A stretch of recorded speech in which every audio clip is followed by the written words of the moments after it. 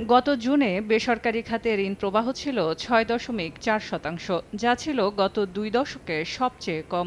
সর্বশেষ ঘোষিত মুদ্রানীতিতেও private credit growth rate বা বেসরকারি খাতে বিনিয়োগের প্রবৃদ্ধি অর্জন নির্ধারণ করা হয়েছে ৭.২%। এ তথ্য থেকেই বোঝা যায় ব্যবসা বাণিজ্যিক কার্যক্রম এখন পর্যন্ত স্বাভাবিক গতিতে ফেরেনি।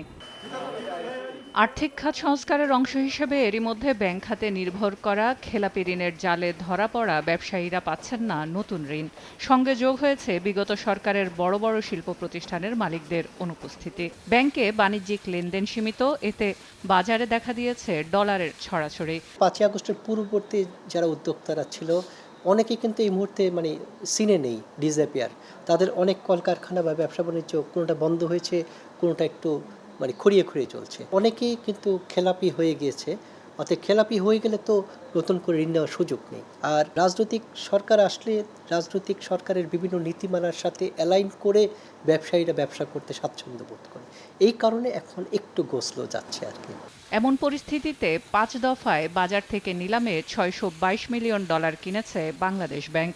এতে সমপরিমাণ টাকাও প্রবাহিত হয়েছে ব্যাংকগুলোর মধ্যে। যখন একটা পলিটিক্যাল গভর্নমেন্ট আসবে ইলেকশনের পরে, তখন কিন্তু অনেক ব্যবসায়ীরাও কিন্তু বিনিয়োগে আগ্রহী হবেন। এই মুহূর্তে যারা একটু হতাশ আছেন বা একটু পিছিয়ে আছেন, তো যখন ওই ডিমান্ডটা বাড়বে আগামী ফেব্রুয়ারির পরে, তখনই কিন্তু ওই ডিমান্ড অনুযায়ী বাজারে তখন ডলার সেল করবে বাংলাদেশ ব্যাংক।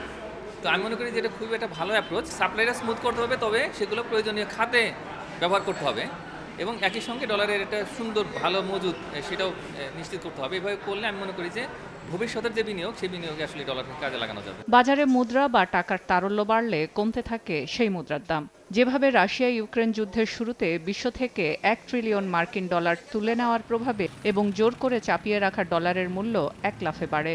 অর্থাৎ ডলারের ঊর্ধ্বমুখী স্কেলের সাথে পতন হতে থাকে টাকার মান, যা রেমিটেন্স ও আমদানি রপ্তানির মূল্যেও প্রভাব ফেলে। ফলে আমদানি রপ্তানির মূল্য ধরে রাখতে এবং রেমিটেন্সের ধারাবাহিকতা ঠিক রাখতে অর্থনীতির এই কৌশল নিচ্ছে কেন্দ্রীয় ব্যাংক। ক্রয় করার মাধ্যমে আমাদের রিজার্ভটা বেড়েছে, মার্কেটের এই রিজার্ভ প্রাইসটা, ফরেন এক্সচেঞ্জ প্রাইসটা স্টেবল হয়েছে। কারণ স্টেবল যদি না হয় তবে এক্সপোর্টাররা ক্ষতিগ্রস্ত হবে এবং রেমিটেন্স প্রেরণকারীরা নিরুৎসাহিত হবে ব্যাংকিং চ্যানেল দিয়ে টাকা পাঠানোর ক্ষেত্রে। কিন্তু আমরা দেখেছি, আমাদের যে ওয়েজ আনার রেমিটেন্স যেটা আসে গত বছরের সাথে কম্পেয়ার করলে 30% উপরে ইনক্রিজ করেছে। কোনো দিন 40% পর্যন্ত রাইজ হয়েছে, শুধুমাত্র আমাদের এই প্রাইস ডলার কিনে প্রাইস স্টেবল করার কারণে। এছাড়া বাজারে ডলারের মূল্য 2% পর্যন্ত কমে গেলে ডলার কিনে বাজার স্থিতিশীল রাখার পরামর্শও রয়েছে আইএমএফের। সেলিয়া সুলতানা, সময় সংবাদ, ঢাকা।